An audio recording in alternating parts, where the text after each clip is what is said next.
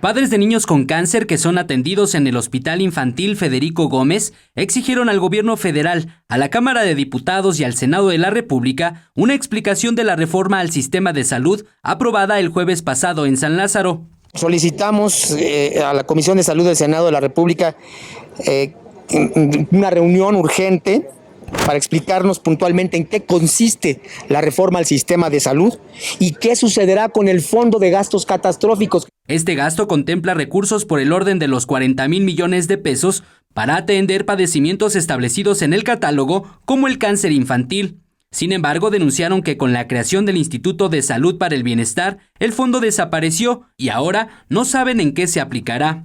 Con este nuevo seguro van a retirar el gasto catastrófico, que es de 40,000 millones de pesos. Nosotros como padres de familia, nuestros hijos están siendo atendidos en el hospital. Nos está cubriendo este gasto catastrófico. Por aquí nos dice que si lo van a seguir respetando o el día de mañana o la siguiente semana niños que sean diagnosticados, que es lo que no queremos, que ya haya niños enfermos, ¿quién les va a cubrir ese gasto catastrófico? Aquí en el Federico Gómez sí están siendo atendidos, tenemos buen abasto de medicamentos. En este momento sí. No sabemos qué va a pasar en diciembre porque se acaba el medicamento.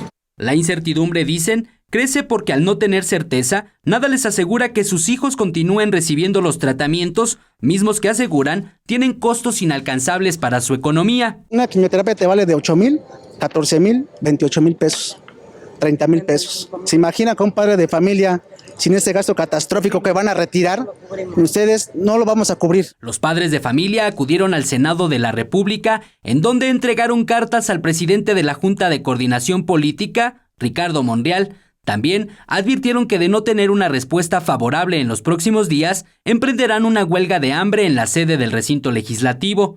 En tanto, la Secretaría de Salud, a través de un comunicado, explicó que la aprobación de la reforma a la Ley General de Salud busca proveer de servicios de salud de manera gratuita a quienes no tengan seguridad social a través de un fideicomiso público, donde los padecimientos serán atendidos sin restricciones, es decir, de manera universal. Con imágenes de Andrés Brito, Eric Pinto, 21 Noticias.